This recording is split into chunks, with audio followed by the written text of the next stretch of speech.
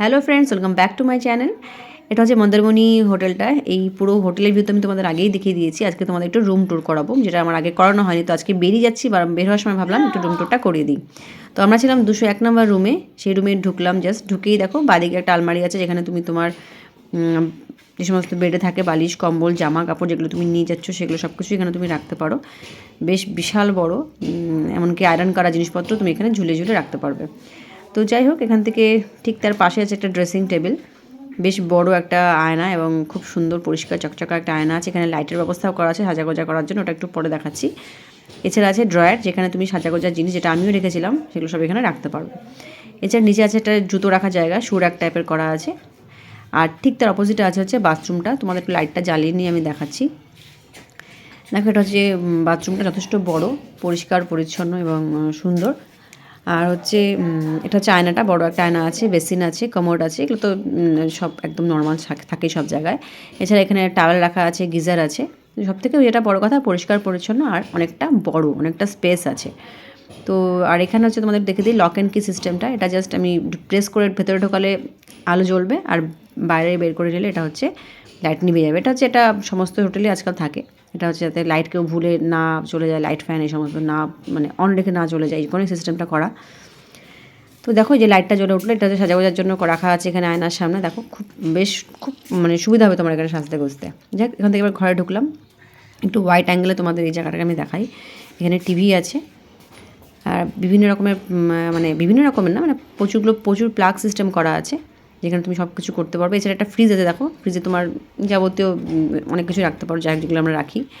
এছাড়া প্লাগের মধ্যে তুমি চার্জার থেকে শুরু করে সব কিছু যা যা আছে, অনেক কটা জায়গা আছে, তুমি এগুলো করতে পারবে। এছাড়া একটা বিছানাটা, আমাদের যেহেতু বেরিয়ে যাবো মোটামুটি এরকম অগোছালো হয়ে আছে, যখন ঢুকেছিলাম তখন করলে ভালো হতো, বাট টাইম হয়নি আমাদের, তখন খুব তাড়াহুড়োতে ছিলাম। এখানে আছে একটা ইলেকট্রিক কেটলি, যেখানে তুমি জল গরম করতে পারবে। এছাড়া কাপ গ্লাস এগুলো রাখা আছে, চা খাওয়ার জন্য ট্রে আছে, ছোট্ট একটা টি টেবিল রাখা, একটা সোফা রাখা আছে। আমাদের ব্যাগট্যাগগুলো গুছিয়ে রেখেছি এখানে। আর পেছনে লাল রঙে দেখতে পাচ্ছ, ওটা হচ্ছে আমরা একটা এক্সট্রা ম্যাট্রেস নিয়েছিলাম ঘরের জন্য, ওটা ওখানে রাখা আছে। তারপর এটা হচ্ছে ব্যালকনিতে ঢোকার জায়গাটা। এটা হচ্ছে ঘরের সঙ্গে লাগোয়া ব্যালকনি, একদম ফ্রন্ট ভিউ সমুদ্রের। ভীষণ মানে ভালো লাগতো এই জায়গাটাতে দাঁড়িয়ে থাকতে, ফটো তুলতে। আর ওই দিকে বারান্দার দিকে আরেকটা ব্যালকনি আছে, যেটা হচ্ছে বারান্দা না, ওটা মানে বাইরের দিকে আর কি। এটা হচ্ছে ভেতরের সাথে লাগোয়া আর কি। এখান থেকে এদিকের ভিউটাও দেখা যায়, সাইড ভিউটাও খুব সুন্দর লাগছে দেখতে। দেখো,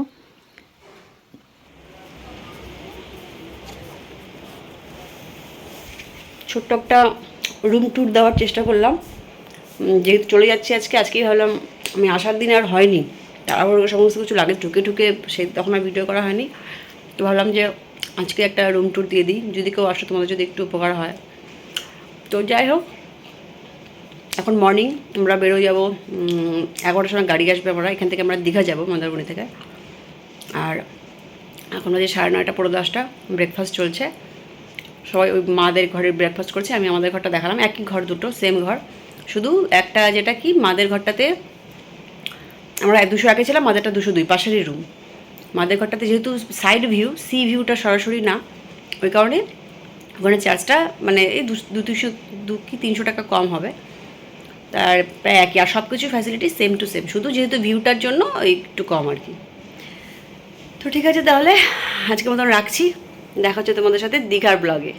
ও আর একটা না, আমরা যখন এখান থেকে বের হব, আমি যে যাচ্ছি, যে আমরা এখান থেকে মন্দারমণি থেকে দীঘাতে, তারও একটা ব্লগ আমি করতেই যাবো। কারণ আমরা এখান থেকে দীঘা যাওয়ার পথে দুটো ভিউ পয়েন্ট দেখবো আর কি, একটা শঙ্করপুর, একটা তাজপুর।